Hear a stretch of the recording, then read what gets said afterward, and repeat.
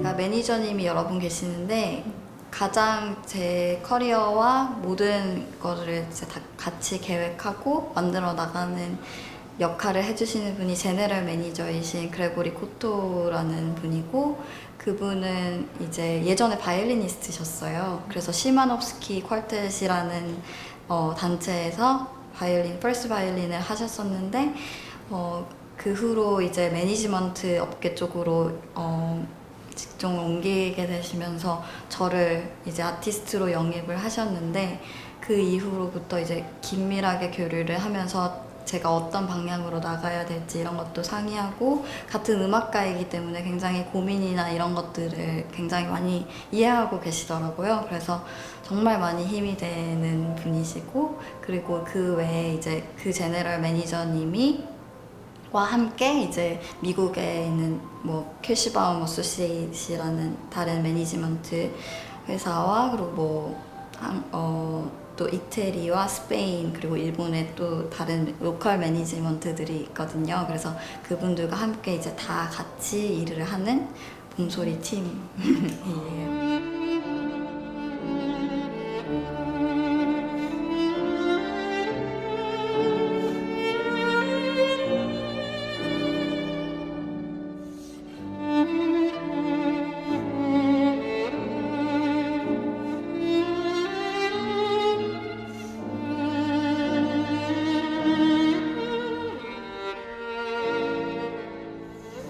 특별하게 기억이 나는 연주 중에 그 센다이에서 대지진이 났었잖아요. 그래서 그 후에 한번 일본에 가서 연주를, 센다이에 제가 센다이 콩쿠르를 했기 때문에 그 후에 일본에 대지진이 나고 바로 다음 해에 가서 연주가 예정이 되어 있었어요. 그런데 이제 그때 굉장히 약간 위험한 그런 상황이었죠. 그런데 이제 너무 저는 걱정이 되는 거예요.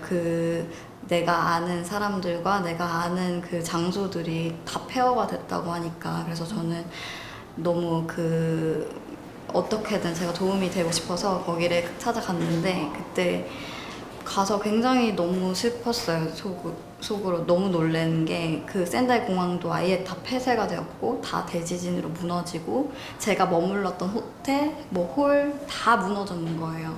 그래서 너무 폐허가 된 그 상황에서 제가 가슴이 아프고, 그래서 어떻게 이렇게 큰 재난이 왔는데 제가 무슨 도움이 되겠어요. 사실 그렇게 생각하고 갔는데, 거기에서 연주를 마치고 거기 있는 이제 센다이에 있는 시민분들이 오셔서 이제 얘기를 하시는데, 자기는 너무 많은 위로를 받았다. 그리고 너무 그렇게 재난 상황 속에서도 그 희망을 잃지 않고 그렇게 아름다움을, 뭐라고 할까요? 위로를 삼으면서 그렇게 사시는 게, 저는 제가 오히려 더 큰 위로를 받았어요. 그분들을 통해서. 그래서 정말 그런 어려운 순간에 제가 힘이 안 될 수도 있지만 그래도 조금이라도 작은 보탬이 되도록 정말 조금이라도 그런 생각을 하고 좀 살고, 그리고 좀 그런 연주를 더 많이 가지고 싶다, 이런 생각을 그때 하게 되었어요. 제가 지금 쓰고 있는 악기는 과다니니 투린이고 1774년산이에요. 근데 이제 투린이라는 게 지방 이름이에요. 이탈리아 토리노라는 지방에서 만든 악기라는 뜻이고, 과다니니가 이름은 똑같지만 성이에요. 그래서 사실 지금 제가 쓰는 거는 JB 과다니니고, 그 전에 쓰던 거는 주세페 과다니니였어요. 그러니까 이제 약간 사촌지간 정도 되는 그런 사이인 건데, 그래서 한 악기는 크레모나 지방에서 만들었고 1794년에, 그리고 지금 제가 쓰는 악기는 투린에서 만든 악기인데, 악기는 사실 같은 사람이 만들어도 색깔이 다 다르게 나요. 그래서 어떤 악기가 저희한테 오느냐는 굉장히 운도 많이 필요한 그런 일인데, 지금 제가 쓰고 있는 악기는 제가 지금 4년 정도, 4, 5년 정도 쓰고 있는데, 쓰면 쓸수록 정말, 그러니까 이 악기 소리가 원래 조금 어둡고 좀 깊고 라운드하고 이렇게 엄청 소리가 크고 이런 악기는 아니에요. 근데 그에 반면에 제가 그 전에 쓰던 악기는 조금 더 밝고 소리도 더 크게 나고 조금 좀 뭐라고 하죠? 활발한 느낌이 나는 그런 음색을 가진 악기고, 그래서 두 개 악기가 굉장히 다른 악기인데 그 전에 썼던 악기도 굉장히 제가 좋아했던 악기고, 또 이번 악기는 쓰면 쓸수록 제가 더 많은 색깔을 찾아내고 더 많은 스토리를 더 오래 썼거든요. 그래서 찾아낼 수 있어서 정말 아직도 재밌게 쓰고 있어요. 사실 악기를 막 골라서 쓸 수 있으면은 정말 그렇게 하고 싶어요. 어떤 곡은 좀 더 밝은 분위기고 이렇게 큰 소리가 필요하면 어떤 악기를 골라서 하고, 그런데 사실 그렇게 할 수는 없거든요. 악기 자체도 워낙에 가치가 높은 악기고 하다 보니까, 그래서 이 악기 안에서, 이 악기가 가진 소리 안에서 이런 색깔을 속에 사실 많이 숨어 있어요. 특히 고악기 같은 경우는 정말 역사적인 악기이기 때문에, 그리고 이렇게 좋은 악기들인 명기 같은 경우는 좋은 바이올리니스트들이 많이 썼어요, 그 전에. 그래서 그분들이 이렇게 입혀놓은 색깔들이 또 있단 말이에요. 그래서 그 악기가 주는 어떤 영감? 이런 거를 찾아내는 게 그 곡마다 다른, 이 악기는 이 곡이랑 정말 안 맞을 것 같아 했는데도 써보면은 또 다른 색깔이 발견되기도 하고, 그렇기 때문에 또 한 악기에서도 여러 색깔을 발견할 수 있어서 사실 그것도 하나의 큰 재미죠. 벌써 제가 처음 받았을 때와 지금 상태는 굉장히 달라요. 소리 자체가 굉장히 다른데, 신기한 게 악기 소리가 그렇게 닮아가는 것 같아요, 그 주인을. 그래서 지금 저는 제가 쓰는 악기의 소리가 굉장히 저한테 맞게 더 좋게 변했다고 생각을 하고, 더 깊어지고 더 이렇게 스펙트럼이 넓어지고, 그리고 밝은 소리를 낼 때는 정말로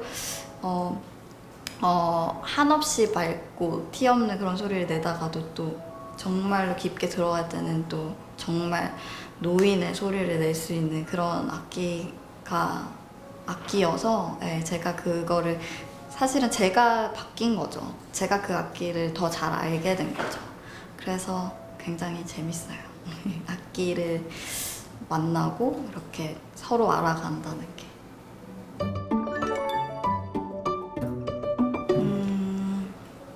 제가 굉장히 존경하는, 뛰어넘고 싶은 사실 뛰어넘기는 굉장히 힘들다고 생각하지만 제 은사님이신 김영욱 교수님이 저는 정말로 제 롤 모델로 삼고 있는 그런 분이고, 그리고 뭐 음악적으로도 물론 굉장히 정말 훌륭하신 분이시지만 인간적으로도 저한테 굉장히 많은 영향을 주신 분이에요. 그래서 제가 그분을 닮아가고 싶은 굉장히 그런, 저한테는 정말 은인이시죠. 첫 번째 분은 그분이고, 네. 해외에서는 없을까요?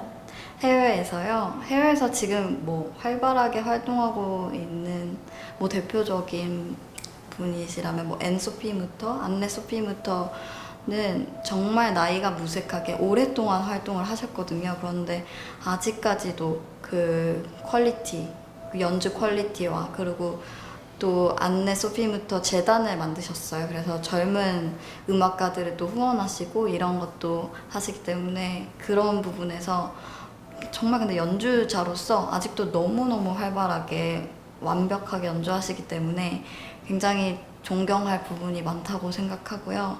그리고 또 나중에는 저도 그렇게 젊은 음악가들을 후원하고 싶다 이런 생각이 많이 들게 하는 그런 분이에요.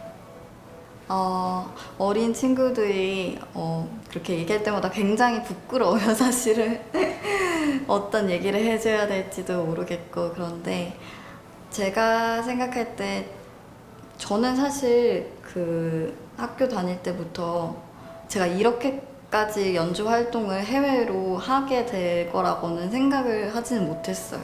뭐 국제 콩쿠르나 이런 것들도 굉장히 나중에 알았어요. 사실은 다른 학생들 막 이렇게 빠른 학생들은 막 중학교 때, 고등학교 때부터 국제 콩쿠르 나가고 싶고 그런 학생들 하는 얘기 그냥 멀리서만 사실 듣고 저는 그렇게 현실적으로 와닿진 않았었는데 제가 진짜로 하게 되고 대학교 와서 정말 좋은 선생님을 만나고 그리고 하나하나씩 풀어나가게 되면서 제 커리어의 문이 하나씩 열리게 되는 거를 보면서 정말 그 순간순간에 제가 선택하고 그리고 그 집중하고 이랬던 것들이 하나씩 그 열매를 맺는 거를 보면서 열심히 그리고 정말로 내가 바라다 보면은 길이 열리게 되는구나 이런 거를 사실은 어렸을 때는 몰랐어요. 이런 길이 있다는 것조차. 네, 그래서 그 젊은 친구들한테 그렇게 얘기해주고 싶어요. 끝까지 포기하지 말고 네, 정말로 원하는 일이 무엇인지 일단은 자기가 아는 게 굉장히 중요하고 그러면 정말 집중하고 선택해서 집중을 했으면 좋겠다. 네.